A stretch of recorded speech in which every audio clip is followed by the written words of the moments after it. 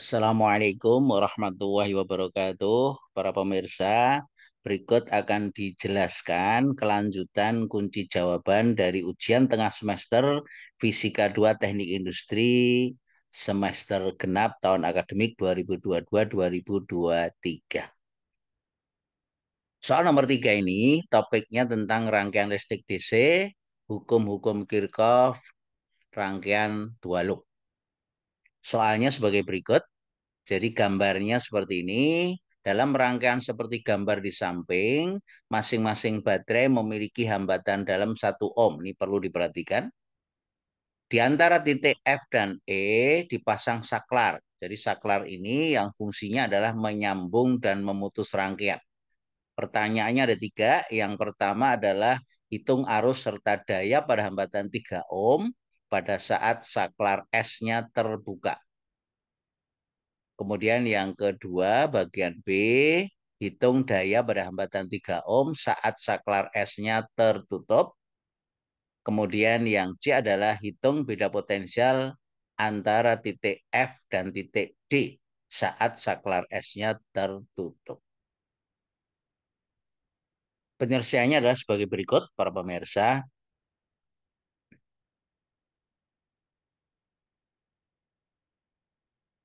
Nah, yang pertama adalah saat saklar S terbuka. Saat saklar S terbuka, berarti bagian kiri ini tidak ada arus listrik, maka arus hanya melingkar di bagian yang tertutup kanan, yaitu B, C, D, E, B.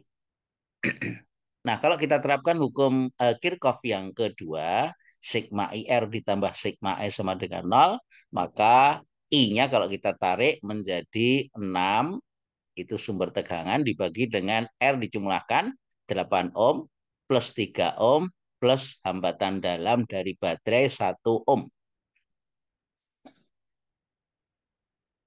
Jadi ketemunya sama dengan 6 per 12 atau setengah ampere. Sedangkan daya pada hambatan 3 ohm saat saklarnya terbuka, I kuadrat kali R, I-nya setengah kuadrat kali R-nya 3, ketemunya 0,75 watt. Nah, itu jawaban pertanyaan bagian A. Sedangkan pertanyaan bagian B adalah daya pada hambatan 3 ohm saat saklarnya tertutup. Nah, ini adalah saat saklar tertutup, berarti F dan E sudah nyambung, maka ada 2 loop, loop kiri dan loop kanan. Loop kiri sesuai dengan polaritas baterai, berarti arah arusnya adalah searah dengan arah jarum jam, sebut saja I1. Kemudian loop kanan, itu posisi baterainya juga seperti ini, berarti arah arusnya juga searah dengan arah jarum jam. Sebut saja I2. Nah, jadi untuk loop kiri itu dari B, C, AB, maaf, E, F ke A lagi, maka akan diperoleh persamaan ini. Jadi 1 hambatan dalam plus 3, kemudian plus 4, I1, kemudian I1 turun ke bawah, ada I2 yang naik ke atas dari E ke B, berarti dikurangi 3 kali I2. Kemudian sama dengan 6 ya.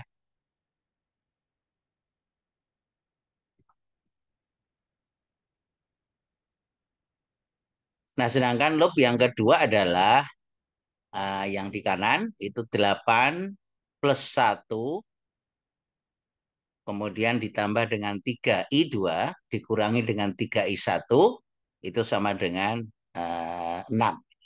Jadi yang loop kiri tadi 8 ya.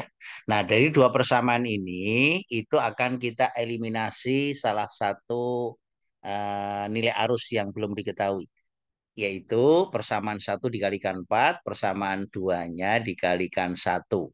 Nah, sehingga diperoleh persamaan ini 32I1 min 12I2 sama dengan 32, min 3I1 plus min 3I1 plus 12I2 sama dengan 6. Nah, ini kalau kita jumlahkan menjadi 0, maka tinggal 32 ditambah dengan min 3, 29I1 sama dengan 32 plus 6, 38. Jadi I1-nya ketemu 38 per 29 atau 1,31. Nah, kemudian nilai I1 kita substitusi ke persamaan yang pertama. Itu akan diperoleh 12 I2 sama dengan 6 plus 3 I1. I1-nya kita masukkan nilai 1,31. Itu akan diperoleh nilai I2 sebesar 0,83 ampere. Nah, sehingga arus net total yang lewat pada bagian tengah I1 turun ke bawah, I2 naik ke atas, I1 lebih gede dari I2, jadi I1 min I2 1,31 dikurangi dengan I2 yang naik 0,83. Jadi ketemunya 0,48 ampere. Nah, sehingga daya berhambatan 3 ohm itu sama dengan I kuadrat kali R3, jadi 0,48 kuadrat kali 3 ketemunya 0,7 watt. Sedangkan beda potensial antara titik F dengan titik D, FED yang tidak tertulis di sini ya. Jadi beda potensialnya adalah VF dikurangi VD itu sama dengan 4 kali I1.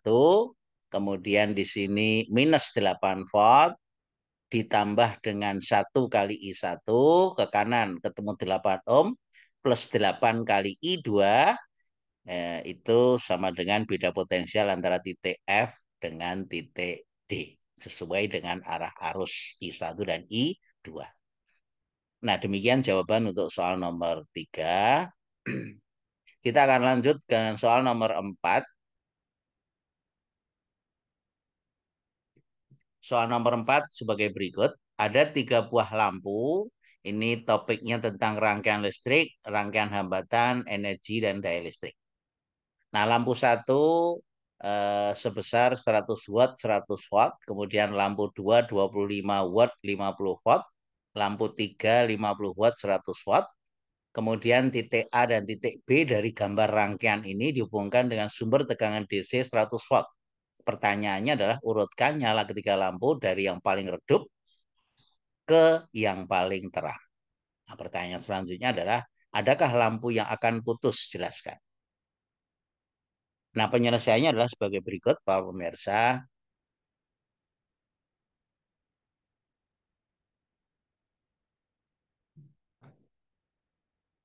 Nah, ini adalah rangkaian 3 lampu. Masing-masing lampu kita hitung dulu nilai hambatannya. Dari persamaan P sama dengan V kuadrat per P, maka akan diperoleh daya lampu 1 sama dengan 100 kuadrat per 100 ketemu 100 ohm. Lampu 2-nya itu sama dengan V kuadrat per P, 50 kuadrat per 25 sesuai dengan spek lampu yang kedua akan diperoleh hambatan 100 ohm. Kemudian lampu yang ketiga 50 watt 100 watt maka dayanya sama dengan V kuadrat per P 100 kuadrat per 50 ketemunya 200. Nah, dari skema gambar ini itu rangkaian lampu sudah bisa diubah menjadi rangkaian hambatan dengan nilai R yang sudah dihitung ini. Nah, kemudian lampu 1 dan 2 atau hambatan 1 dan 2 ini diserikan. Jadi kalau dihitung jumlahnya adalah R1 plus R2 menjadi 200 ohm. Nah, daya pada lampu 3 itu sama dengan V kuadrat per R, maka V-nya sama dengan V lampu ini, yaitu sebesar V sumber maksudnya 100 volt. Jadi 100 kuadrat per 200 R3, maka ketemu 50 watt. Nah, sedangkan arus yang lewat pada bagian atas dengan tegangan sama karena paralel L1, L2 dengan L3, maka arus I atas atau IA sama dengan V per R12 yang diserikan. Jadi sama dengan 100 per 200 ini ketemunya setengah ampere. Nah, sehingga daya lampu 1 dan 2 kita menggunakan persamaan I kuadrat R. I-nya adalah I yang lewat pada rangkaian yang bagian atas ini. Jadi sama dengan setengah kuadrat kali 100 untuk lampu 1 dan setengah kuadrat kali 100 untuk lampu 2 masing-masing 25 watt karena nilai R-nya sama sebesar 100 ohm. Nah, jadi urutan dari redup ke terang itu menjadi L1, L2 ini sama redup, kemudian L3 ini yang 50 watt yang lebih terang. Nah, kalau kita lihat spek masing-masing lampu L1 mula-mula 100 menjadi 50, L2 25 menjadi 25 juga.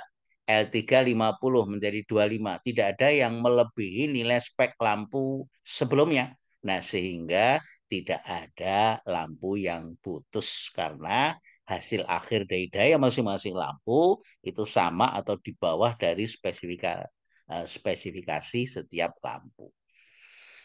Demikian jawaban untuk soal nomor 4. Kita akan lanjutkan ke soal nomor 5. Yang terakhir, para pemirsa, soalnya sebagai berikut. Jadi topiknya tentang medan magnet, kawat lurus, interaksi antar kawat berarus. Yaitu ada kawat P, kawat Q, kawat R dengan arus sesuai dengan gambar. Ya, jarak antara kawat P dengan Q 10 cm, kemudian Q dengan R 20 cm. S adalah tengah-tengah sebidang dari kawat Q dan R. Jadi jaraknya kalau 20 cm antara Q dengan R berarti tengah-tengahnya 10 cm. Nah, masing-masing kawat ini dialiri arus titik P 20 ampere. Kawat maksudnya, kawat Q adalah 10 ampere dan R 5 ampere. Nah, jika jaraknya sesuai dengan gambar, pertanyaannya berapa medan magnet pada titik S di tengah-tengah ini yang disebabkan oleh ketiga kawat berarus P, Q, dan R. Nah, jawabannya adalah sebagai berikut. Ya, kemudian pertanyaan B-nya, maaf, sebelum kita jawab. Pertanyaan B-nya adalah gaya yang dialami oleh kawat P, ya, persatuan panjang. Kemudian C adalah gaya persatuan panjang yang dialami oleh kawat Q. Berikut adalah penyelesaiannya, para pemirsa, untuk soal nomor 5. Nah, ini skemanya. Jadi ini kawat P 20 ampere, Q 10 ampere, R 5 ampere sesuai dengan arah gambar. Nah, medan magnet, maaf, medan magnet di titik S tengah-tengah PQ itu berarti ada tiga medan magnet, yaitu oleh kawat P, kawat Q, dan kawat R. Oleh kawat P nilainya adalah mu 0 IP per 2 pi R PS, ketemunya 2 kali 10 min 5 Tesla dari nilai yang diketahui. Kemudian arah BSP, ya, BS oleh P itu arahnya adalah ke arah dalam. Nah, kemudian BS oleh Q itu kalau kita masukkan nilainya ketemunya 2 kali 10 min 5 Tesla. Kemudian BS oleh kawat R itu kalau kita masukkan nilai-nilainya akan diperoleh 10 min 5 Tesla. Nah, arah BS oleh R dan BS oleh P itu sama-sama ke dalam, ya, sesuai dengan aturan skrup putar kanan, ya. Nah, kemudian kalau ini kita jumlahkan dari tiga nilai ini secara vektor, itu akan diperoleh 10 min 5 Tesla. Itu adalah medan magnet di titik S oleh ketiga kawat. Nah, kemudian pertanyaan selanjutnya B dan C adalah gaya persatuan panjang untuk kawat P. Kemudian yang C, gaya persatuan panjang untuk kawat Q. Nah, untuk kawat P berarti interaksinya antara eh, P dengan Q dan P dengan R. Maka jumlahnya dari arah vektornya awat P dengan Q berlawanan arah berarti terjadi gaya tolak. Arahnya ke kiri. Nah, kemudian P dengan R itu juga berlawanan arah, harusnya berarti gayanya juga gaya tolak. Karena dua-duanya gaya tolak ke arah kiri, maka totalnya dijumlahkan. Kalau ini kita masukkan nilai-nilainya dari persamaan F per L itu sama dengan mu 0 I P kali IG per 2 pi D dari P ke Q ditambah dengan mu 0 IP kali IR per 2 pi D P ke R, itu akan diperoleh nilai 4,67 kali 10 min 4 Newton per meter. Nah, kemudian yang ketiga, kawat Q. Kawat Q itu berinteraksi dengan kawat P, arahnya berlawanan arah, berarti terjadi gaya tolak, arahnya ke kanan. kemudian antara Q dengan R, arahnya sama-sama ke bawah, berarti gayanya adalah gaya tarik. Berarti ke kanan juga.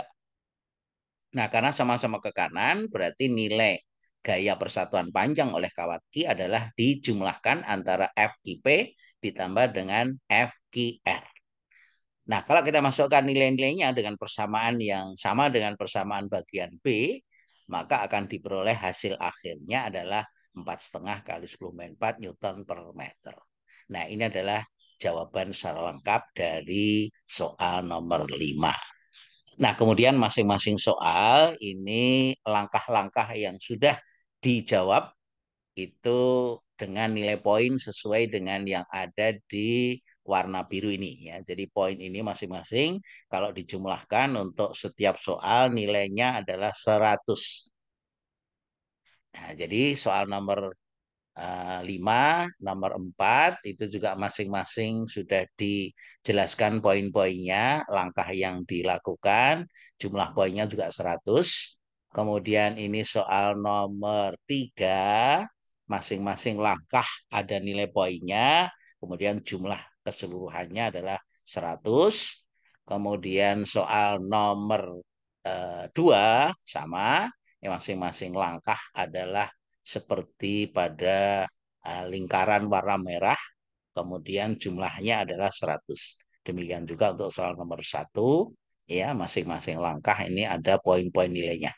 Demikian kira-kira jawaban secara lengkap bagian 1 dan bagian 2 untuk ujian tengah semester mata kuliah Fisika 2 Teknik Industri FTI Universitas Trisakti semester genap tahun akademik 2022-2023 yang dilaksanakan pada hari Senin 11 April 2023.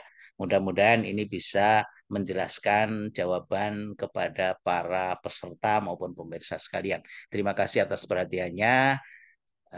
Sampai ketemu dalam bahasan yang lain. Terima kasih. Assalamualaikum warahmatullahi wabarakatuh.